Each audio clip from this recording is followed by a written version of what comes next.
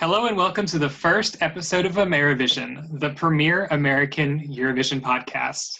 Today, Adam and I are going to be talking about what happened during the first semifinal of the 2019 Eurovision Song Contest. And it seems like there's a lot that we have to discuss today. Adam, before we begin, do you have anything that you want to dive into about what happened? Yeah, I do. Before we start, really want to note that the production was at the highest level of quality. And I think really what we expect from a Eurovision now, which is saying a lot because Cannes has had its difficulties over this last week. We've heard about the Portuguese delegation's difficulties. We've heard about Cyprus's issues. I really think that Cannes did step it up, but I'm a little bit, it's been a night already because I took a drink every time they said Cannes, and it was a lot. It's a feat within itself for a broadcaster to pick this up within its 2-year span and to try and make it look good. And I think that was their biggest struggle from the beginning was how are we going to make this look?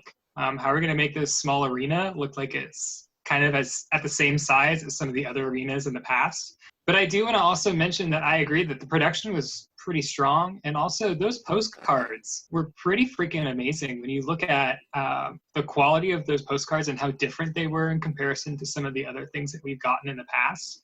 Very interesting concept. And it looked like the artists were actually having fun in comparison to them just looking out at a field in Israel. I think that they actually enjoyed pieces of culture, pieces of history, and presence of being in Israel.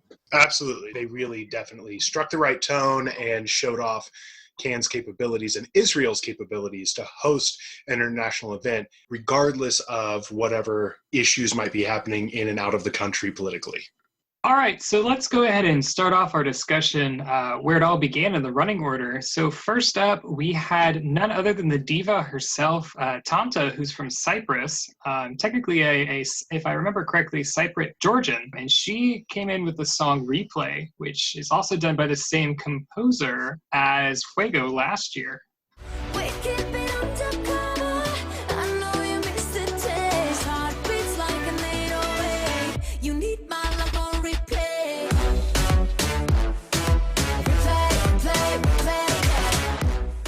Yeah, we're going to talk a lot about Fuego likes as we get into Thursday. There's several songs on Thursday that really speak to that.